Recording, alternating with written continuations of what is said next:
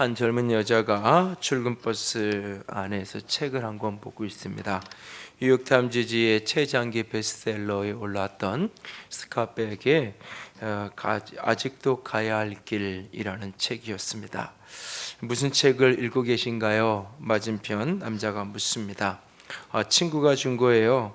이 책 때문에 인생이 바뀌었다나요? 그래요? 어떤 책인데요?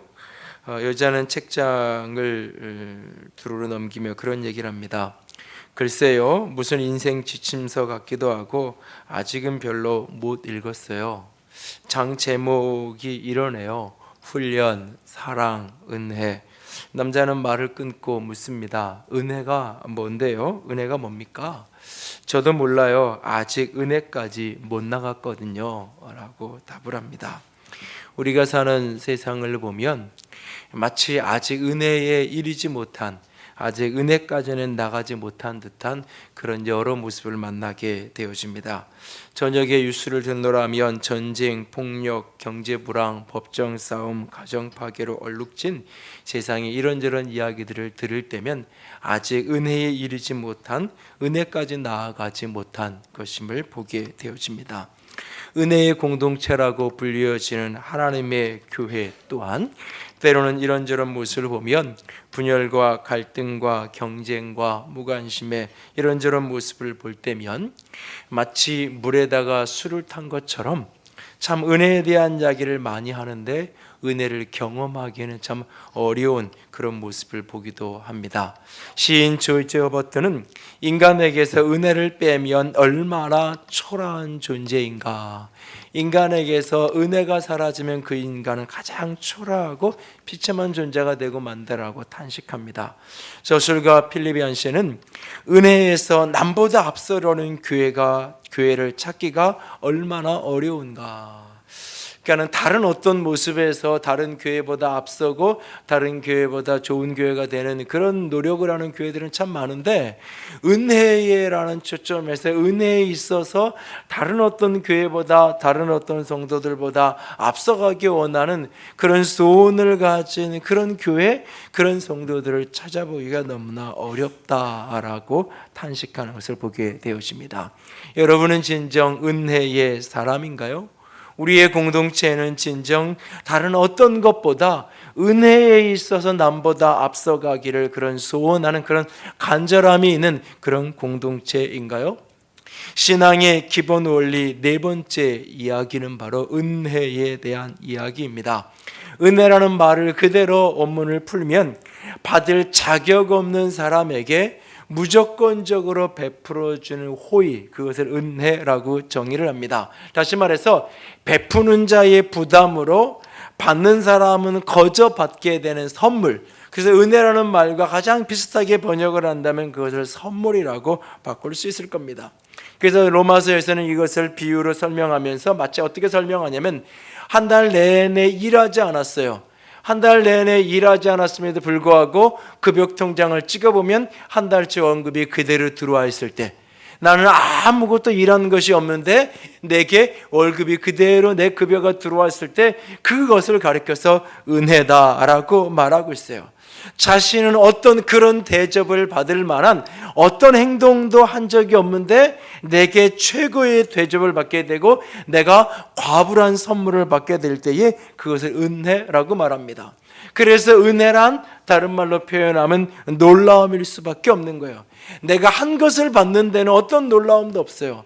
내가 한 달 내내 아무 일도 하지 못했는데 내 급여 통장에 급여가 정상적으로 찍혀 있는 것을 보고 놀라게 되는 것처럼 은혜란 늘 놀라움의 연속입니다.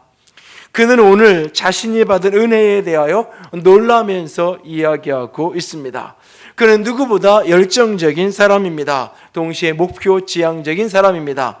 한번 결심하고 각오한 것은 어떤 희생과 대가를 치르더라도 반드시 목표를 이루어내고야 마는 사람입니다.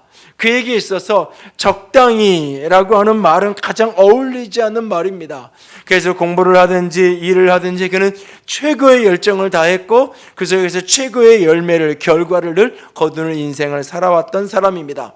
그는 교회를 박해하고 교회를 핍박하는 일에 있어서도 적당히 하지 않았습니다. 최선을 다해서 그는 핍박했습니다. 그래서 예수 믿는 사람들 중에 그에게 욕먹고 그에게 매맞고 그에게 비난당하고 그에게 수치를 당한 사람은 수도 없이 많았습니다. 심지어는 동시에 그는 예수 믿는다는 이유 때문에 그 사람을 돌로 쳐 죽이는 일에, 이 신앙적인 이유 때문에 한 사람을 죽음으로 암살하는 그 일에 앞장서고 그 일을 배후에서 조정하기도 했던 사람이 바로 그런 이 사람입니다.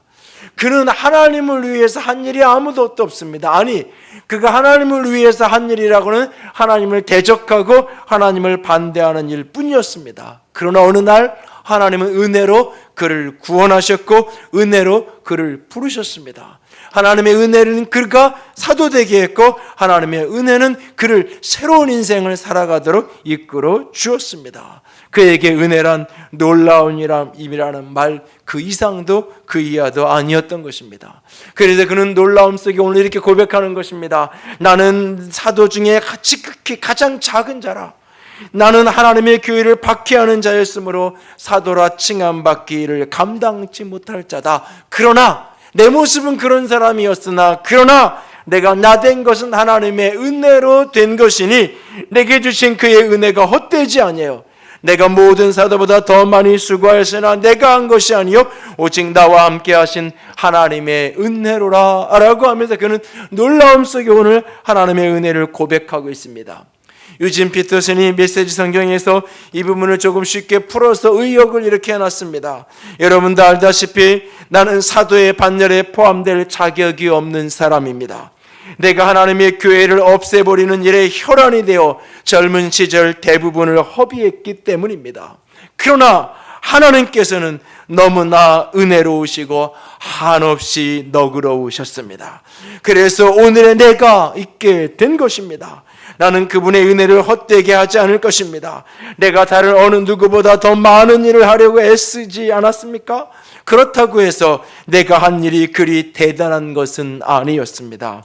하나님께서 내게 할 일을 주시고 감당할 힘도 주셨기에 내가 할 수 있었던 것입니다 라고 고백합니다. 이 놀라운 은혜 속에 바울은 그렇게 자신은 은혜 받은 사람이라고 고백합니다. 그리고 오늘 그에게 부어진 그 은혜는 오늘 우리 위에도 머무는 그 은혜입니다. 그래서 11절 말씀을 보면 그러나 나나 그들이나 이같이 전파하며 너희도 이같이 믿었느니라. 내가 받은 그 은혜는 너희에게도 부어진 것이다. 그래서 너희도 그렇게 믿었다라고 말하고 있습니다.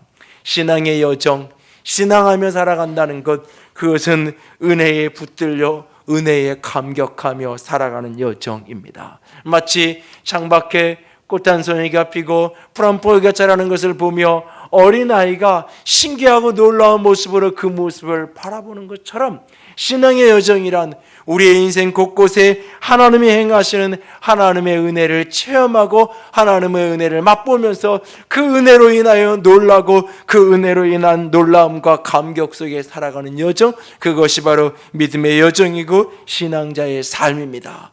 오늘 여러분들 한 사람 한 사람이 그런 은혜 속에 사는 축복의 삶이 되기를 원합니다. 오늘 우리의 공동체가 그 은혜로 인한 놀라움으로 가득한 믿음의 공동체, 은혜의 공동체로 주 앞에 설 수 있기를 원합니다. 그의 은혜로 은혜와 함께 산다는 것은 좀 더 구체적으로 어떤 의미일까요?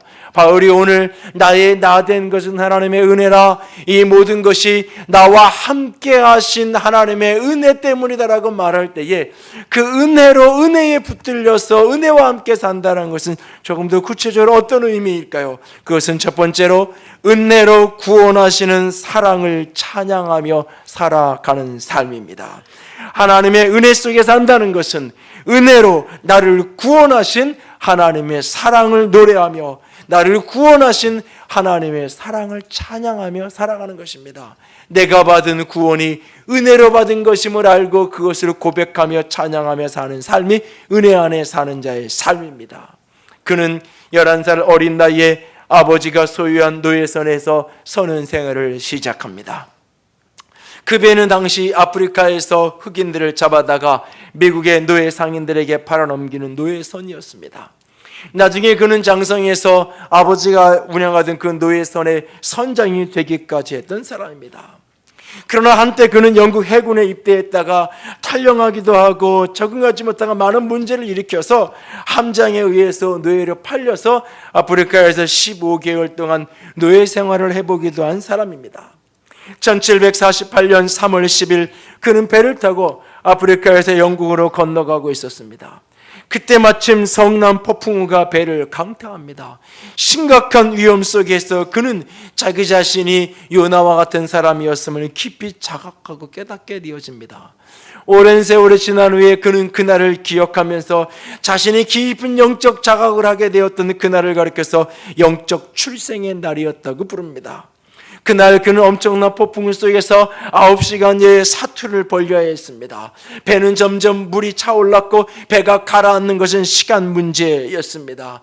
그가 그 절박한 상황에서 할 수 있었던 것은 자기가 잊고 있었던 하나님을 향하여 은혜를 호소하는 것뿐이었습니다. 그는 이렇게 고백합니다. 더 이상 우리 힘으로 어쩔 수 없구나 하는 그 절망 속에서 나는 주여 은혜를 베푸시옵소서, 주여 내게 자비를 베풀어 주시옵소서라고 부르짖었다고 고백합니다. 은혜를 받을 자격이 없는 사람이었지만 사람들을 그렇게 노예로 팔아넘기는 악덕 노예 상인에 불과한 사람이었지만 그날 그렇게 하나님 앞에 엎드려 은혜를 구할 때에 하나님은 은혜로 그를 살리셨고 은혜를 그를 일으켜 주셨습니다. 1758년 그는 영국의 성공의 사자가 되었고 후일 월퍼포스의 영적인 후견인이 되어서 노예 해방 금지 법령으로 이게 차별금지법과 이 법이 만들어지는 일에 노예 해방이 법령으로 확정되는 일에 막대한 공헌을 하게 되는 것을 보게 됩니다. 그는 자신이 받은 은혜를 이렇게 노래했습니다. 나 같은 죄인 살리신 주 은혜에 놀라와 잃었던 생명 찾았고 광명을 얻었네. 여기에 잃었던 생명 찾았고 광명을 얻었네, 이 부분을 영어 원문을 그대로 직역을 하면 나는 한때 잃어버린 사람이었으나 이제는 발견되었고 나는 한때 눈이 멀은 사람이었으나 지금은 보니라 라고 고백하고 있습니다. 어메이징 그레이스, 놀라운 은혜. 그가 바로 은혜의 사람 존 뉴턴입니다. 그는 그렇게 나 같은 죄인을 구원하신, 나 같은 죄인을 살리신 그 어메이징 그레이스, 그 놀라운 은혜를 붙들려서 그 은혜를 잊지 않고 그 은혜를 고백하며 살아가고 있는 것을 보게 됩니다. 은혜를 말미암아 은혜 속에 산다는 것은 나를 은혜로 구원하신 그 하나님의 사랑을 노래하며 살아가는 것입니다. 은혜, 그것은 그렇게 어메이징한 것이었습니다. 하나님께서 구원받을 자격 없는 나를 위해서 당신의 아들을 내어주심이 은혜입니다. 하나님이신 그분께서 사람이 되어 이 땅에 오셔서 나의 모든 죄값을 치르시기 위하여 십자가에 자기 자신을 그렇게 직접 내어주심이 은혜입니다. 부활하셔서 살아계신 그 주님께서 오늘 나를 찾아오셔서 나를 구원하시고 나를 불러주심이 은혜입니다. 나를 구원하신 그 은혜를 기억하고 그 은혜 속에 담겨진 하나님의 사랑을 노래하는 주의 사람이 될 수 있기를 원합니다. 만삭되지 못한 나 같은 사람, 팔싹동이에 불과한 부족한 나 같은 사람을 주님이 찾아오셨는데 그가 어찌 하나님의 은혜를 노래하지 않겠습니까? 자기가 한 일이라고는 하나님을 향하여 반대하고 교회를 핍박하고 하나님을 대적한 것밖에 없는데 나 같은 자를 구원하실 뿐만 아니라 사도로 불러주셨으니 그 은혜가 어찌 놀랍지 않을 수 있습니까? 그래서 오늘 그는 이야기하는 겁니다. 나의 나 된 것이 하나님의 은혜라고요. 디모데전서 1장 14절과 15절 같이 읽습니다. 우리 주의 은혜가 그리스도 예수 안에 있는 믿음과 사랑과 함께 넘치도록 풍성하였도다. 믿보다 모든 사람이 받을 만한 이 말이요 그리스도 예수께서 죄인을 구원하시려고 세상에 임하셨다 하였도다. 죄인 중에 내가 괴순이라 라고 말합니다. 그는 하나님의 은혜를 설명하는 것으로 끝나지 않습니다. 주 예수 그리스도로 말미암아 은혜로 말미암아 죄인을 구원하기 위해서 그분께서 이 세상에 오셨다라고, 이 세상 가운데 하나님의 은혜가 임했다라고 하나님의 은혜를 설명하고 나누어 주는 것으로 끝나지 않습니다. 그리고 더 나아가 그는 그 은혜 받은 사람이 바로 나라고 이야기하는 겁니다. 내가 죄인 중에 괴수라고, 그런데 하나님이 은혜로 나를 구원하셨다고. 로마서 3장에 모든 사람이 죄를 범하였음에 하나님의 영광에 이르지 못하더니 그리스도 예수 안에 있는 속량으로 말미암아 하나님의 은혜로 값없이 의롭다 함을 얻은 자 되었느니라. 이것은 일반적 교리적인 고백이 아닙니다. 이 신칭이 믿음으로 의롭게 되어진다는 신학적 고백을 이야기하는 것이 아닙니다. 자기 자신의 간증입니다. 나 같은 자를 위해서 예수께서 십자가에 죽으시고 부활하심으로 그 은혜로 내가 값없이 의롭다함을 얻었다고요. 나의 나 된 것이 하나님의 은혜라고요. 오늘 은혜로 말미암아 은혜 속에 사는 사람은 내가 은혜로 구원받았다는 사실, 내가 구원으로 구원받은 그 안에 있는 하나님의 사랑을 잊지 않고 늘 그것을 노래하며 살아가는 사람입니다. 인생의 말년 존 뉴턴은 이런 고백을 합니다. 나의 기억력은 이제 거의 다 쇠퇴하였다. 그러나 두 가지 사실만은 잊을 수 없다. 그것은 나는 크나큰 죄인이며 그리스도는 크신 구세주라는 사실이다 라고 고백합니다. 오늘 우리 또한 이 놀라운 사실을 잊지 않는 사람이 될 수 있기를 원합니다. 나는 구원받을 자격이 없는 사람입니다. 그런 내가 구원받아 하나님의 사람이 된 것이 은혜입니다. 아무런 소망 없는 죄인에 불과한 나를 위해 그가 이 땅에 오심이 은혜요, 나의 모든 죄값을 감당하기 위해 자신을 십자가에 내어주심이 은혜요, 부활하셔서 나를 찾아와 주셔 나를 부르심이 은혜입니다. 이 어메이징 그레이스, 이 놀라운 은혜를 잊지 않고 기억하고 그것을 노래하는 사람, 그가 바로 은혜의 사람입니다. 두 번째로, 은혜로 말미암아 은혜 가운데 산다라는 것은 은혜로 온전케 하시는 능력을 의지하며 살아가는 것입니다. 은혜로 내가 구원받았을 뿐만 아니라 나를 온전하게 함이 은혜라는 사실을 믿고 끊임없이 그 은혜의 능력에 나를 의지하며 살아가는 것입니다. 신앙생활을 하면서 사람들이 기대하는 대표적인 것 중에 하나가 자기 변화입니다. 내가 변화되기를 소원하고 원하는 것입니다. 그런데 신앙은 그 자기 변화를 자기 열심의 결과라고 말하지 않습니다. 신앙은 자기 변화를 자기 훈련의 결과라고도 절대 이야기하지 않습니다.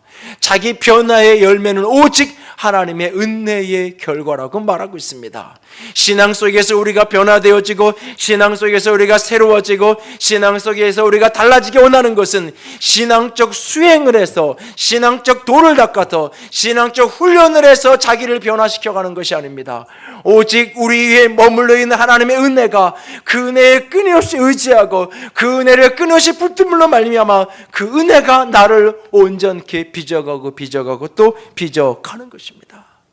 그래서 은혜로 말미암아 은혜 가운데 산다는 것은 내가 은혜로 구원받았다는 사실을 기억하고 그것을 찬양하는 것뿐만 아니라 오늘 삶 속에서 나를 온전케 하는 그 은혜의 능력을 의지하며 살아가는 것입니다. 사도행전 15장을 읽을 때면 한편으로는 도전도 받지만 한편으로 참 많은 위로를 받습니다.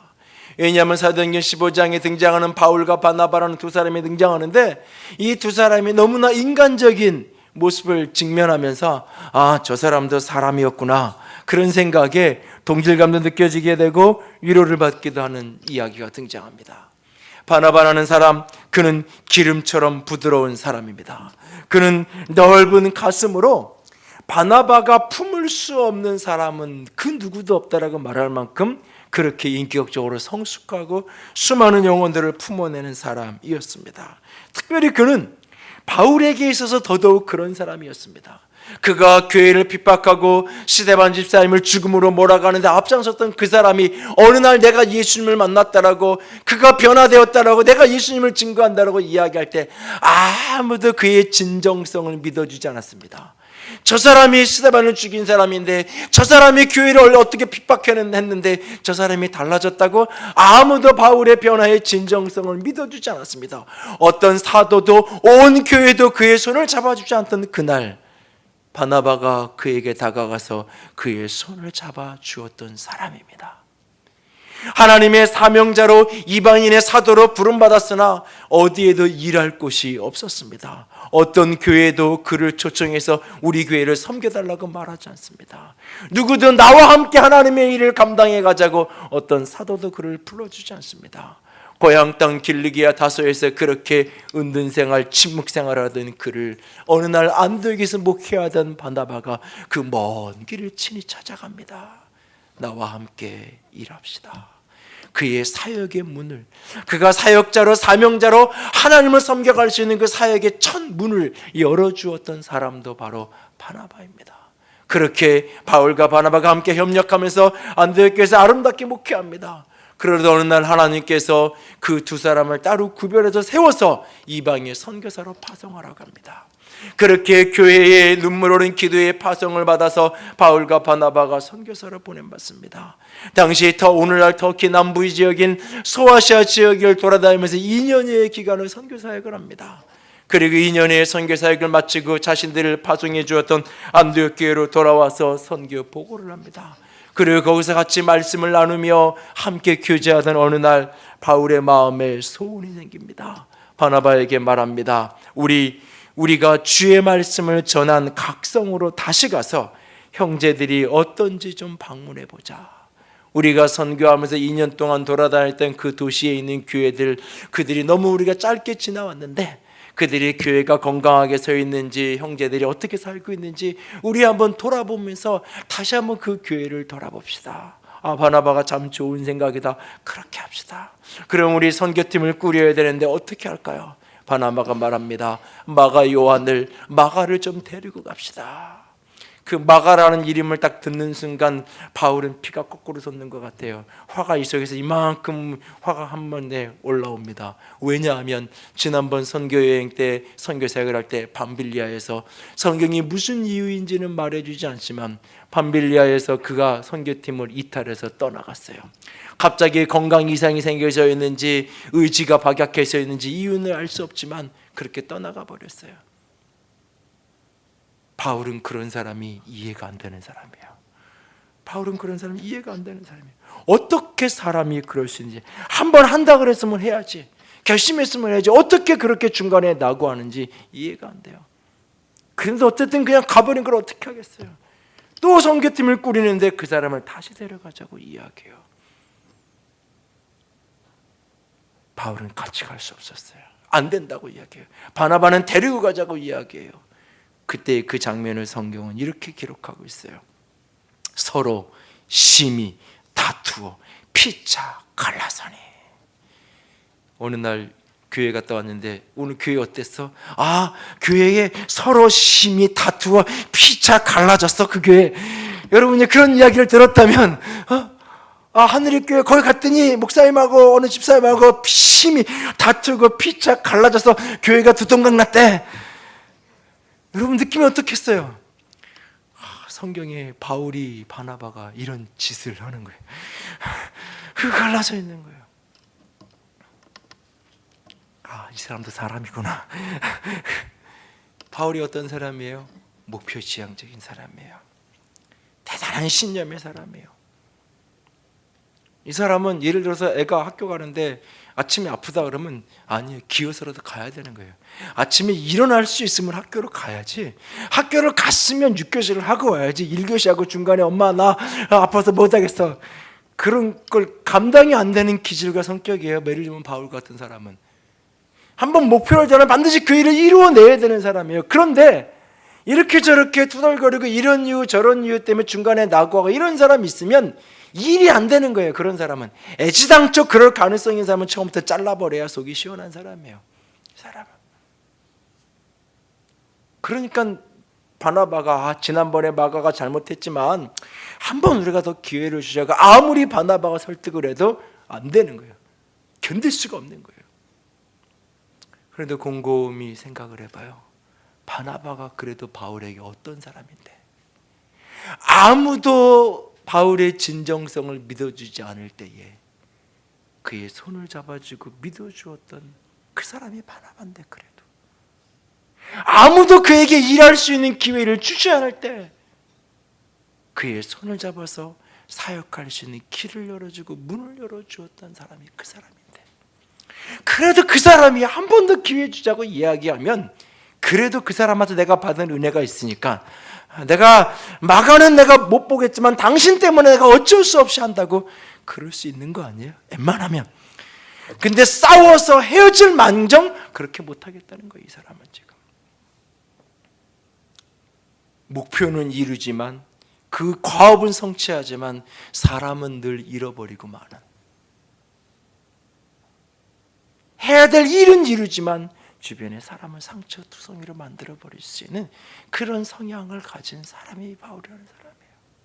그래서 둘이 갈라져서 다른 길을 가요. 그리고 성경에서 이 사건 이후로 다시는 바울과 바나바가 함께 사역하거나 함께 있는 장면을 성경은 말하고 있지 않아요. 그런데 그 사도행전 15장이 우리의 시선을 머물게 하는 까닭은, 그렇게 바울과 바나바가 헤어져요. 바나바는 마가를 데리고 자신의 고향이었던 구브로의 배를 타고 길을 건너가요. 그 길을 갔어요. 바울은 실라를 택해서 또 다른 사역을 나가요. 그 모습을 바라보는 형제들이 사도행전 15장 40절에 형제들이 주의 은혜에 부탁한다고 말하고 있어요. 형제들이 그 바울을 떠나보내면서 주의 은혜에 부탁하고 있어요. 그런 바울을 보면서 어떤 사람은 바울 참 마음에 들어, 난 저런 성격의 사람이 좋아. 어떤 사람은 어떻게 저 사람이 저럴 수 있어, 바나바가 어떤 자기 인생의 은인인데 저렇게까지 매정하게 사람이 저럴 수 있어. 저런 사람 일은 잘하는지 모르지만 저런 사람 도저히 가까이 할 수 없어. 사람들은 갑론을 박 말거리를 만들 수도 있어요, 얼마든지. 그런데 교회는 그렇게 하지 않았어요. 은혜에 부탁했어요. 은혜에 부탁했어요. 하나님의 은혜만이 저 사람을 변화시킬 수 있다는 것을 알기에 하나님의 은혜에 부탁하고 있는 거예요. 그리고 오랜 세월이 지난 어느 날 바울은 디모데에게 쓰는 편지에서 마가를 데리고 와라. 그가 나의 일에 유익한 사람이다 라고 말합니다. 여러분, 한번 내가 눈 밖에 나가 이런 기질의 사람은요, 그 사람이 다른 데서 일 잘하는 거 좋아요. 얼마든지 하나님께 다른 일을 쓰임받을 수 있어요. 근데 내가 그런 사람하고, 그런 기질과 성격을 가진 사람하고 같이 일한다? 나는 그거 못 보는 거예요. 그래 그 사람이 주의 일 잘하는 거 인정해. 그래 그 사람이 교회 일 잘하는 거 인정해. 근데 나는 그 사람과 같은 팀으로 뭐 하라고 하나? 그럼 난 안 해. 그런데 바울이 그 마가를 가르쳐서 주의 일에 유익한 자라고만 기록하지 않고 나의 일에 유익한 사람이다. 그 사람을 데리고 와라. 어느덧 그가 일도 사명도 목표도 성취하지만 사람도 품어내고 사람도 안을 수 있는 사람으로 그가 그렇게 자라가고 성장하고 있는 것을 보게 돼요. 고린도후서 12장은 이렇게 얘기해요. 12장 9절 같이 읽어요. 나에게 이르시되 내 은혜가 내게 족하도다. 이는 내 능력이 약한 데서 온전하여짐이라 하신지라. 그러므로 도리어 크게 기뻐함으로 나의 여러 약한 것들에 대하여 자랑하리니 이는 그리스도의 능력이 내게 머물게 하려 함이라. 여러분, 바울에게도 연약함이 있었어요. 교만해질 수 있는 가능성. 얼마든지 교만해질 수 있는 사람이 바울이었어요. 그래서 하나님이 그에게 육체의 연약함을 허락하셨어요. 하나님이 육체의 연약함 좀 해결해 주세요 기도하는 그날 하나님이 말씀하세요. 내 은혜가 너에게 족하다. 너도 얼마든지 교만해질 수 있는 사람이다. 아니요 하나님, 나 건강하기만 이 문제, 내가 얼마든지 나는 겸손하게, 나 얼마든지 주님만을 섬기며 살아갈 수 있어요. 아니, 너도 교만해질 수 있는 연약함이 있는 사람이다. 오히려 너에게 지금 육신의 연약함을 하나 안고 살아가는 것, 그것이 너에게 오히려 은혜라고 주님께 말씀하고 계세요. 주님의 은혜는 그렇게 한 사람의 성품을, 한 사람의 삶을 온전함으로 빚어가고 있는 거예요. 그래서 그에겐 분명히 가신데 하나님은 그에게 은혜라고 말하는 거예요. 교만한 그를 온전함으로 빚어가는 통로이기 때문에 그것이 은혜인 거예요. 베드로전서 5장에 베드로는 이렇게 고백합니다. 같이 읽습니다. 5장 10절. 모든 은혜의 하나님 곧 그리스도 안에서 너희를 부르사 자기의 영원한 영광에 들어가게 하시니가 잠깐 고난을 당한 너희를 친히 온전하게 하시며 굳건하게 하시며 강하게 하시며 더를 견고하게 하시리라. 모든 은혜의 하나님이 너희를 온전케 하실 것이다 말씀하십니다. 한 교회에서 오랜 시간을 같은 성도들하고 함께 신앙하며 목회하며 살아간다는 것이 어떨 때는 한없이 행복할 때도 있지만 때로는 힘들고 버거움이 느껴질 때가 있어요. 그 중에 하나는 조금은 신선하고 새로운 것을 원하는 성도들을 볼 때, 또 그런 신선함을 찾아서 방황하는 사람들을 바라볼 때마다 뭔가 좀 더 새로울 수 있으면 좋겠는데 내 안에 그것이 부족한 모습 때문에 마음이 아프고 힘들고 버거울 때가 있기도 해요. 그러나 그럼에도 불구하고 동시에 한 교회에서 한 영혼들하고 오랜 세월을 같이 신앙생활하면서 누리는 가장 큰 행복이 하나 있어요. 그것은 바로 한 사람 한 사람들의 연약함을 하나님의 은혜가 어떻게 그 사람을 바꾸어줘 가시는지, 하나님의 은혜가 어떻게 한 영혼 한 영혼들을 온전함으로 빚어가시는지. 비록 지금도 여전히 연약함이 있고, 비록 지금도 여전히 변화되지 않은 어떤 모습의 숙제가 여전히 있지만, 그럼에도 불구하고 빛바랜 흑백 사진처럼 그의 옛 모습을 떠올려 보면 그만큼 하나님의 은혜가 그를 변화시켜 가고 있음을, 그를 온전하게 주님 닮은 모습으로 한 걸음 한 걸음 이끌어가고 있는 모습을 보면서 감사할 수밖에 없는, 누구의 노력과 누구의 힘과 누구의 의지가 아닌 하나님의 은혜가 그를 그렇게 변화시켜 가고 있는 한 사람 한 사람 모습을 생각하면 마음에 힘이 되고 감동이 되고 도전이 될 때가 있습니다. 여러분 삶을 살아가면서 내 안에 연약함이 직면될 때마다, 참 바꾸고 싶은데 바뀌어지지 않은 내 한계가 직면될 때마다 더 열심히 하고 더 각오하고 더 굳건히 하면 그것이 해결되는 게 아니에요. 그것이 해결되는 게 아니에요. 그럴 때일수록 주의 은혜를 의지할 수 있기를 원합니다. 그럴 때일수록 주의 은혜의 강가에 나아가 주의 은혜에 잠기고 주의 은혜를 바라볼 수 있기를 원합니다. 나를 온전케 하심이 하나님의 은혜입니다. 하나님의 은혜의 능력은 나를 오늘보다 내일 더 온전한 자로 빚어갈 것입니다. 그 은혜의 능력을 의지하는 사람, 그 은혜의 능력을 붙들겨 나는 사람, 그 은혜의 능력 앞에 엎드려지는 사람, 자기 한계를 직면할 때마다 그 은혜를 바라보는 사람, 그가 바로 은혜로 말미암아 은혜 속에 사는 사람입니다. 그리고 세 번째로, 은혜와 함께 산다는 것은 은혜로 일꾼 되어 은혜로 일하는 것입니다. 내가 은혜로 일꾼 되었기에 은혜로 일하는, 은혜로 사역하는, 은혜로 섬기며 살아가는 사람입니다. 바울이 말합니다. 나의 나 된 것이 하나님의 은혜라. 나는 사도라 불려지기조차 감당할 수 없는 사람이지만 하나님이 나 같은 사람을 사도로 불러주셨더라고요. 그런 에베소서 3장에서 하나님의 은혜의 선물을 따라 내가 하나님의 복음의 일꾼이 되었다라고 말하고 있어요. 하나님의 은혜로 내가 일꾼 되었고 사명자 되었어요. 하나님이 당신의 은혜로 나를 구원하셨고, 하나님이 당신의 은혜로 나를 온전히 빚어가시고, 하나님이 당신의 은혜로 나에게 사명을 주시고 나에게 나의 감당해야 될 책임을 주시고 일을 주시고 주님이 나를 부르셨어요. 그 일을, 하나님이 내게 주신 사명을 은혜로 감당해 갈 수 있는 저와 여러분이 될 수 있기를 원합니다. 우리는 은혜를 받은 이야기를 사람에게 전해주는 사람이 아니라 사람들에게 은혜를 경험시켜가는 사람이 그리스도인이어야 하는 거예요. 은혜로 일한다는 건 그런 거예요. 나는 은혜로 받았고 은혜로 사명받았는데 사람들에게는 은혜가 아닌 의무로 다가가서는 결코 안 되는 겁니다. 내가 은혜로 받은 것처럼 오늘 내 곁에 있는 형제들을 은혜로 품어낼 수 있는 저와 여러분이 될 수 있기를 원합니다. 필리비안시의 하나님의 놀라운 하나님의 은혜의 책에 나오는 한 커트의 이야기입니다. 친구 중에 이혼한 여자가 있는데 최근에 이런 이야기를 털어놓았다. 15살 난 딸과 함께 교회 본당에 서 있는데 교인 중에 참 신실하고 열심히 일하고 소문난 한 분이 다가오더니 이혼하신다고요? 이해가 안 가는군요. 자매가 예수님을 사랑하고 남편도 예수님을 사랑한다면 무엇 때문에 그러는 거죠? 라고 말했다고 한다.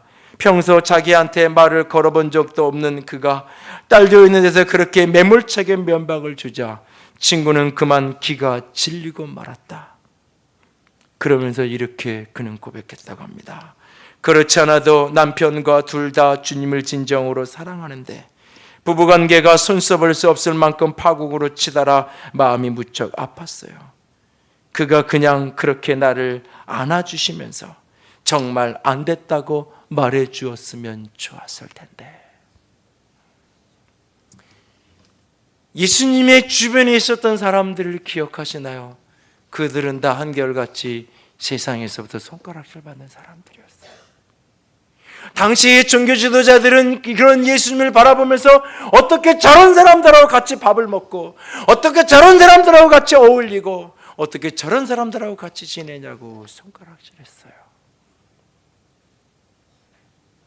오늘날 교회는, 오늘날 우리는 어떤가요? 나 같은 죄인이 은혜로 구원받았어요. 자격 없는 자가 은혜로 구원받았어요. 내 곁에 자격 없는 죄인을, 나의 사랑을 받아야 될 어떤 자격도 없는 죄인을 내 곁에 있을 때 나는 그를 어떻게 대하고 있나요? 가서 목욕하고 씻고 깨끗해진 다음에 오라고 그러면 내가 안아주겠다고 말하고 있지 않나요 혹시? 주님은 삭개오를 향하여서 어떤 이야기도 하지 않으셔요.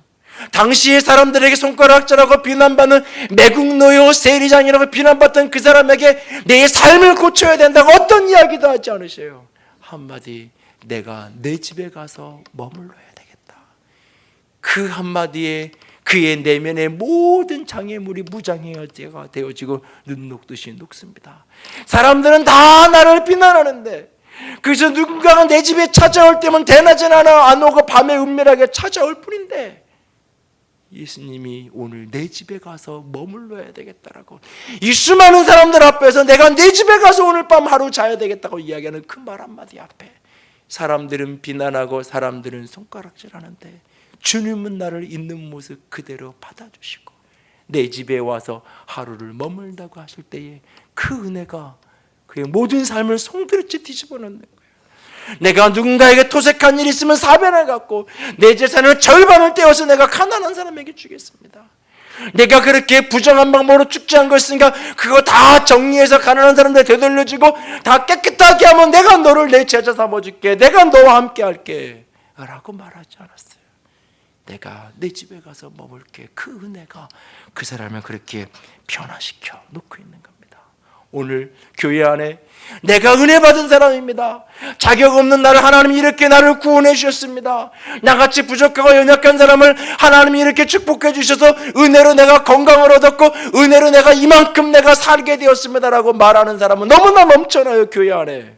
그러나 그 은혜로 사는 사람, 그래서 자격 없는 자의 손을 잡아주고 사람들은 다 그의 진정성을 의심함에도 불구하고 그의 손을 말없이 잡아주는 한 사람, 사람들은 나 손가락질하고 비난할 때 그에게 내 것을 열어서 내 주머니를 열어서 지갑을 열어서 말없이 그의 허리춤에 10,000원짜리 한 장이라도 넣어주면서 가서 밥 한 끼라도 사 먹으라고 내어주는 그런 은혜가 경험되지 않기에 사람들은 이 세상에 은혜 없음 때문에 그래도 교회에는 은혜가 있겠지 그 기대 속에 발을 들여보지만 사람들은 어떤가요? 오늘 어느 날 늘 보이던 교인이 주일 예배 보이지 않거든. 다음날 아침에 거리에서 만나면 왜 주일날 안 나오냐고 뭐라 그러지 마세요. 도대체 무슨 일이 있었는지 그렇게 안 빠지고 주일 예배를 신실하게 나오던 사람이 그날 그럴 수밖에 없었다면, 무언가 말 못한 사연이 있고, 무언가 말 못한 이유가 있고, 그냥 보고 싶었다고, 그냥 당신이 안 보여서 걱정했다고, 두리번 어디 있나 찾았는데 안 보이더라고. 그냥 그 말 한마디면 족한 거예요. 그 손 한번 잡아주면 족한 거예요. 은혜로 내가 구원받았고, 그 은혜가 나를 온전히 빚어가요. 그리고 그 은혜로 내가 사명을 받았어요. 하나님의 일꾼 되었고, 직분도 받고, 그렇게 그리스도라는 이름도 가지고 살아가요. 내가 은혜로 그렇게 받았기에 우리도 내 곁에 있는 사람들에게, 우리도 여러분의 가정에 있는 형제들에게, 자녀들에게 은혜로 살아갈 수 있기를 원합니다. 아이들이 고통스럽게 하고 아프게 하는 그날일수록 따뜻한 밥 한 끼라도 오히려 더 나눠주시는, 너는 오늘 밥 먹을 자격 없어, 너는 그런 성적을 받아와가지고 네가 오늘 밥 먹는다고, 네가 옷 사달라고, 그 아이가 어디에 가서 그러면 은혜를 경험하겠어요? 내 부모조차도 오직 성적으로 내가 잘한 것으로만 나를 대접한다면 세상 어디에서 그가 은혜를 알고 살아갈 수 있겠어요? 우리의 가정만이라도, 우리의 교회 공동체만이라도, 은혜를 아는 사람, 은혜를 안다고 하는 우리만이라도 은혜를 흘려보내면서 은혜로 사는 우리 모두가 될 수 있기를 주님의 이름으로 부탁을 드립니다.